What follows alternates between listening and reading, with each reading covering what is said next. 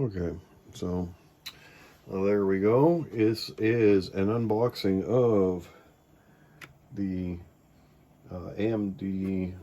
So the ASRock Challenger AMD RX6600. And the reason this unboxing is important right now, it is November 27th. You probably have some time left to get this. This is 6600 for, if I remember correctly, 230 Canadian dollars. Not 100% sure what that is in the US. 180.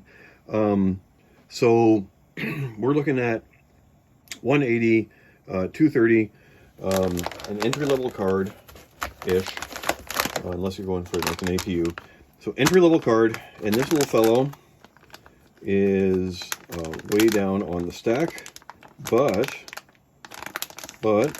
able to keep up and do something at least. And so the ASRock 660, RX660, and lots of protective plastic on here. All right, let's do a peel.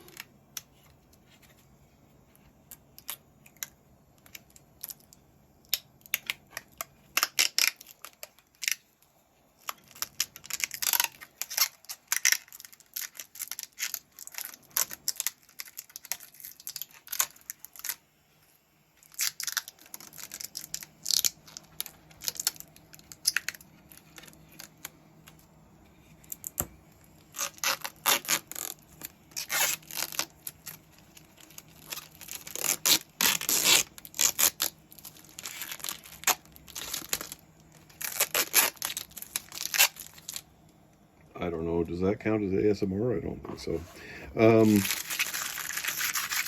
There we go. Okay, and am I wrong? No.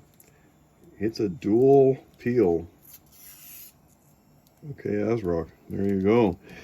Dual peel on the RX660 Challenger. Nice little two-fan design. Lovely looking little card. And you know what I really am interested in here is, I mean, this is a short motherboard. So here's the reality. The RX660 is not going to be hard to cool. Let's face it. It's not a super powerful card. Oh, what do we got here? Here we go. Okay, that's more ASMR right there. So the 660, not a hard card to cool. Short motherboard, but holy cow, I mean, look at that fin stack. Wow. The part that's like open and ready for pass-through is huge. It's huge compared to the rest of the card. I am expecting like super cool temperatures on this.